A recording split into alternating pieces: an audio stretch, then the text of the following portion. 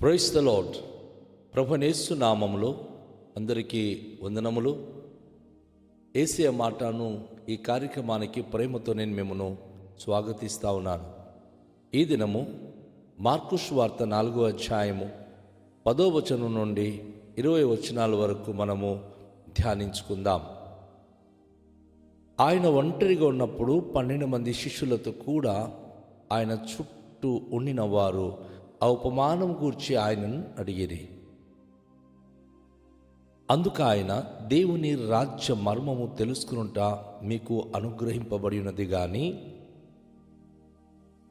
వెలుపల ఉండువారు ఒకవేళ దేవుని వైపు తిరిగి పాప క్షమాపణ పొందుదురని వారు చూచుటకైతే చూచియు కనుగొనకయు, వినుటకైతే వినియు గ్రహింపకయు ఉండుటకును అన్నీయు ఉపమాన రీతిగా వారికి బోధింపబడుచున్నవని వారితో చెప్పెను. మరియు ఈ ఉపమానము మీకు తెలియలేదా? అలాగైతే ఉపమానములన్నీ మీకెలాగూ తెలియననెను. విత్తువాడు వాక్యము విత్తుచున్నాడు. త్రోవ ప్రక్క నుండి వారెవరనగా వాక్యము వారిలో విత్తబడును గాని వారు వినిన వెంటనే సాతానొచ్చి వారిలో ఇత్తబడిన వాక్యం ఎత్తుకొని పోవును. అటువలే రాతి నేలను విత్తబడిన వారు ఎవరనగా వాక్యము విని సంతోషముగా అంగీకరించువారు. అయితే వారిలో వేరు లేనందున కొంతకాలము వారు నిలుతురు గాని వాక్యము నిమిత్తము శ్రమ అయినను హింస అయినను కలుగగానే వారు అభ్యంతర పడుదురు. ఇతరులు ముళ్ళు పొదలలో ఎత్తబడిన వారు. వీడు వాక్యము విందురు గాని అహిక విచారములను, ధనమోసమును, మరి ఇతరమైన అపేక్షలను లోపల జొచ్చి వాక్యమును అణిచివేయుట వలన అది నిష్ఫలమగును. మంచి నేలను విత్తబడిన వారెవరనగా వాక్యము విని దానిని అంగీకరించి 30దంతులుగాను 60దంతులుగాను 100దంతులుగాను ఫలించువారని చెప్పెను. ఈ వాక్య భాగంలో దేవునికి ప్రియబిడ్డలారా చాలా శ్రేష్టమైన విషయాలను ప్రభువైన యేసుక్రీస్తు వారు మనకు తెలియచేస్తూ ఉన్నాడు. మనము నిన్నటి ఉదయకాలంలో విన్నాం విత్తువాని యొక్క ఉపమానం కూర్చున్నటువంటి మాటలు. అయితే దాని యొక్క వివరణ ఈరోజు మనం చూస్తున్నాం. ఎందుకంటే యేసు ప్రభు వారి యొక్క 12 మంది శిష్యులు కూడాను యేసు ప్రభు చెప్పిన ఉపమానములు గ్రహించలేక వారు అర్థం చేసుకోవడానికి ఆయనకే వెళ్ళి అడుగుతూ ఉన్నారు. అదే సమయంలో చాలామంది చుట్టూ తనను విశ్వసిస్తూ వెంబడిస్తున్న ప్రజలు గుమ్ముకూడి దాని అర్థం మాకు చెప్పండి అని ఆయన కోసం కనిపెడుతున్నారు. ఇక్కడే ఒక చాలా ప్రాముఖ్యమైన విషయాన్ని మనం గ్రహించాలి. ఎందుకు ఇన్ని సంవత్సరాలైనా బైబిల్ చాలామంది అర్థం చేసుకోలేకపోతున్నారు? విమర్శనాత్మకమైన దృష్టిలో దాన్ని చూసి వారు ఈరోజు వరకు దీవించబడలేక వారు అనేక విధాలుగా దేవుని నామానికి దూషణ చేస్తున్నారు. అంటే దేవుని విషయంలో, దేవుని వాక్య విషయంలో విశ్వాసము కలిగి తనను వెంబడించిన వారికి మర్మములు గ్రహించే శక్తి యేసయ్య ఇస్తున్నాడు. ఈరోజు అనేక మంది ట్రోల్ చేస్తున్నారు. యేసునామములో స్వస్థత ఉందా, దెయ్యాలు పోతాయా, పేరు పట్టి పిలుస్తారా అని రకరకాల విధమైనటువంటి పరిస్థితుల గురించి విమర్శిస్తున్నారు. కొన్ని సంవత్సరాలుగా ఈ యొక్క కార్యములు జరుగుతుంది. యేసు ప్రభు ఉన్నప్పుడు ఆయన తనతో ఉండడానికి కొందరిని పేరు పట్టి పిలిచాడు. తర్వాత దినాల్లో అనేక మంది దైవ సేవకులు లేవనెత్తబడి వారును పేరు పట్టి పిలవడం అనేది దేవుడిచ్చినటువంటి ఆత్మ ప్రత్యక్షత అంటారు దానికి. అది ఎంత అబద్ధాలు అని చాలామంది ట్రోల్ చేసి సమాజానికి, సంఘానికి, దైవ సేవకులకు విమర్శిస్తున్నారే కానీ అది చాలా తప్పు. అర్థం కాకపోయినప్పుడు వచ్చి అడిగి తెలుసుకోవాలి. కానీ విమర్శించడం ద్వారా ప్రయోజనం అయితే ఏమీ లేదు. ఇక్కడ యేసు ప్రభు వారి 12 మంది శిష్యులు అలాగే కొంతమంది మనుషులు ఆయన దగ్గరికి వచ్చి ఆయనను అడుగుతున్నారు. దాని యొక్క వివరణ ఏమిటో మాకు తెలియచేయమని చెప్పి వారు చాలామంది మరి ఆ విషయంలో అడిగినప్పుడు యేసుప్రభు వారు ఏమని చెప్పారు తెలుసా అండి? వెలుపట ఉండువారు ఒకవేళ దేవుని వైపు తిరిగి పాప క్షమాపణ పొందుదురని వారు చూచుటకైతే చూచియు కనుగొనకయు, వినుటకైతే వినియు గ్రహింపకయుండుటకును అన్నీ ఉపమాన రీతిగా వారికి బోధింపబడుచున్నవని వారితో చెప్పెను. వెలుపట ఉండువారు అంటే విశ్వాసము లేని వారు దేవుని వైపు తిరిగి పాప క్షమాపణ పొందుతారని ఉపమాన రీతిగా ప్రభు వారికి చెప్తా ఉన్నాడు. కాబట్టి వారు చూడడమైతే చూస్తున్నారు, కానీ వారికి అర్థం కావట్లేదు. వినడమైతే వింటున్నారు, కానీ గ్రహించకుండా ఉన్నారు. కారణం ఏమిటి అంటే వారు ప్రభు వైపు చూచి పాపక్షమాపణ పొందడానికి వారిలో మెయిన్ అవసరము విశ్వాసము. విశ్వాసానికి ఎవరైతే కలిగి ఉంటున్నారో వారు విశ్వాస కుటుంబానికి సంబంధించిన వారు, దైవ బిడ్డలు. ఎవరైతే విశ్వాసము లేకుండా జీవిస్తున్నారో వారు వెలుపట్టి ఉన్నట్టు వారు, వెలుపట్ట ఉండు వారు దేవునికి వాక్యాన్ని అంతే ఈజీగా గ్రహించలేరు. బైబిల్ను చూసినప్పుడు రకరకాల విధంగా వారి కావ్య పుస్తకాలు లాంటిది, వారి గ్రంథాలు లాంటిది అంటారు. కానీ ఇది దైవాత్మ వలన ప్రేరేపించబడి వ్రాయబడినటువంటి దైవ వాక్కు. ఈ వాక్యములో శక్తి ఉంది. అది ఎవరైనా సరే విశ్వాసపు నేత్రముతో ఆ వాక్యము దగ్గరికి వచ్చినప్పుడు అది వారి బ్రతుకులో అనేక అద్భుత కార్యములు జరిగిస్తుంది. కనుక ఉపమానములు గ్రహించాలంటే ప్రభు దగ్గరికి వచ్చే విశ్వాసముతో ఆ వాక్య భాగాన్ని మనము తెలుసుకోవాల్సిన వారమై ఉన్నాం. దేవుని యొక్క వాక్యమును మనం గమనించినప్పుడు విత్తువాడనగా దేవుని యొక్క వాక్యమును వివరించువాడు. దేవుని యొక్క వాక్యాన్ని అన్ని దినము చెప్పేవారు బోధకులు. ఒకప్పుడు యేసయ్య బోధించాడు, ఇప్పుడు తను 12 మంది శిష్యులు, తర్వాత విశ్వసించిన అనేక మంది ప్రపంచంలో ఉన్న దైవ సేవకులు కానీ, బిడలు కానీ, అపోస్తులు కానీ, ప్రవక్తలుగా ఉన్నవారు కానీ దేవుని యొక్క వాక్యం అనే విత్తనాలు బోధిస్తూ వెళుతున్నారు. గమనించండి, వాక్యము బోధించడం అనేది అంత సులువు కాదు, అంత ఈజీ కాదు. చాలామంది వాక్యం బోధించడానికి బయలుదేరి ఉన్నారు.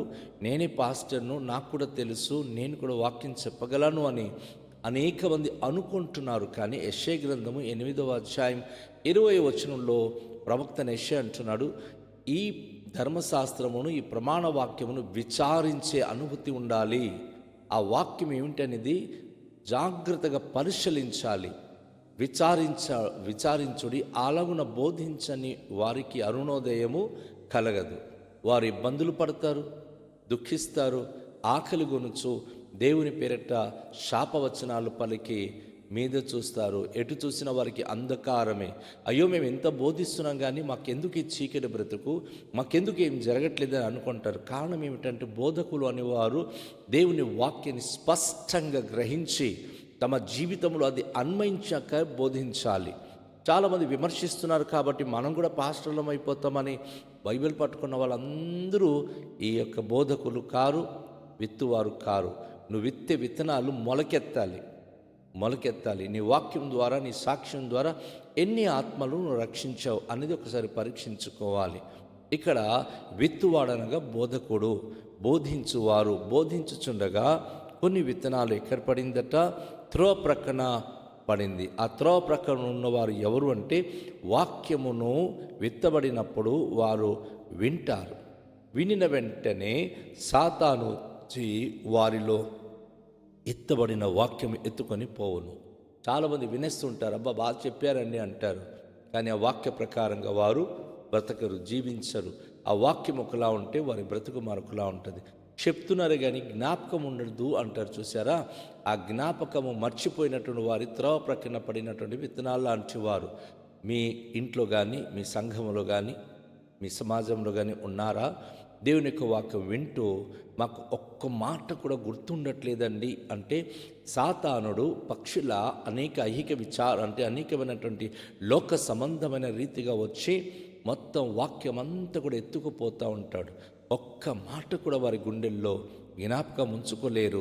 వారు త్రోవ ప్రక్క పడినటువంటి మనుషులు. రెండోదిగా మనం చూస్తే రాతి నేలలో పడినటువంటి విత్తనాలు.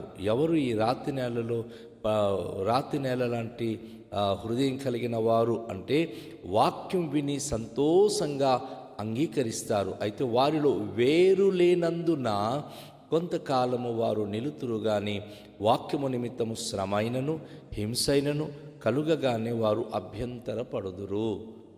జాగ్రత్తగా గమనించండి. చాలామంది ఉన్నారు, దేవుని యొక్క వాక్యం వింటారు, చాలా శ్రద్ధగా వింటారు. అయ్యగారు చాలా బాగా చెప్పారు అని అంటారు, అమ్మగారు బాగా చెప్పారంటారు. ఆ క్షణానికి చాలా ఉత్సాహంగా ఉత్తేజపరచబడిన వారు వింటారు. కానీ కిందకి రాయి ఉంది కదా, ఎక్కువ నేల లేకపోవడం బట్టి పైన సూర్యుడు ఉదయించిన వెంటనే దాని వేరు ఉంటే కదా నేలలో అది గట్టి పడుతుంది. ఎంత ఎండ కాసినా ఆ కింద నుంచి వేరుకి వాటికి కాల్సిన ఆహారము దొరుకుతుంది. అయితే వాక్యం విని వెళ్ళి చిగురిస్తున్నారే కానీ శ్రమలు వచ్చినప్పుడు, కష్టాలు వచ్చినప్పుడు ఎవరైనా ఏమైనా అన్నారనుకోండి, అదే వేడిమి. ఆ మాటలు మేము భరించలేము, చర్చకు రాము. ఆ మాటలు మేము సహించలేము, మేము చర్చకు వస్తే రకరకాల మాట్లాడుతున్నారు అంటే అదంతా ఎండ వేడిమి. వేరు లేనందున అనే మాట మనం చూస్తున్నాం కదా. వేరు అనగా విశ్వాసము. లోతైన విశ్వాసము లేకపోతే మాడిపోతారు. చిన్న శ్రమలు కానీ హింసలు కానీ వచ్చినప్పుడు దేవుని వైపు చూచుట కంటే శ్రమల వైపు చూచిన వారు అభ్యంతరపడి వారు ఉన్నపాటున మాడిపోయి దైవ సన్నిధికి దూరం అయిపోతున్నారు. ఇది మనం చూస్తున్నటువంటి రాత్రిలు. ఇక మూడోదిగా మనం చూసినప్పుడు ముళ్ళు పొదల్లో విత్తబడిన వారు ఎవరట? వీరు వాక్యం విందురు గాని ఐహిక విచారములను, ధనమోసమును, మరి ఇతరమైన అపేక్షలను లోపలజొచ్చి వాక్యమును అణిచివేయుట వలన అది నిష్ఫలమగును. ఈ మూడో రకమైన నేల ఎవరు అంటే ముళ్ళ పొదలో ఉన్నటువంటి మనుషులు. అనగా వాక్యం వింటుంటారు, ప్రార్థన చేస్తూ ఉంటారు, కానీ ఐహిక విచారము, అప్పులున్నాయి, సమస్యలున్నాయి, పెళ్ళిళ్ళున్నాయి, ఇల్లు కట్టలేదు, ఇలాంటి లోక సంబంధమైన అనేకమైన అవసరతలను మరి కలిగిన వారై దేవుని వాక్యము కంటే ఇతరులను చూస్తూ ఇతరులు మంచిగా ఉన్నారు, మేము ఇలా ఉన్నాం, ఇతరులు ధనవంతులు అవుతున్నారు, మేమేమో పేదవాళ్ళంగా ఉన్నాము అని ఐహికమైన విచారం అంటే లోక సంబంధమైనటువంటి ఆలోచనలు పడిపోయిన వారు దేవుని యొక్క వాక్యం ద్వారా ఎదగలేరు. ఎందుకంటే దేవుడని రోజు చర్చికి వెళ్ళిపోయి ప్రార్థన చేస్తూ ఉంటే మేము బ్రతికేది ఎలా అని ఈ తలంపులు వచ్చినప్పుడు అది ఒక ముళ్ళు లాంటిది. ఆ ముళ్ళు వారిలో వచ్చినప్పుడు ఆ ముళ్ళు వలన వారికి వచ్చేటటువంటి అనుభూతి ఏంటంటే వారు ఆ వాక్యము అణిచివేయబడుతుంది, వారి విశ్వాసము అణిచివేయబడుతుంది. కనుక వారు మరి ఫలించలేరు, అది కుళ్ళిపోతుంది. ఆ ముళ్ళు గుచ్చిన తర్వాత అది అణిచివేయబడినప్పుడు అక్కడికి అది కుళ్ళిపోయి మాడిపోయి చచ్చిపోతుంది. ఇది మూడో రకమైనటువంటి నేల. నాలుగో రకమైన నేల ఎవరు అంటే వీరు దేవుని యొక్క వాక్యమును వింటున్నారు,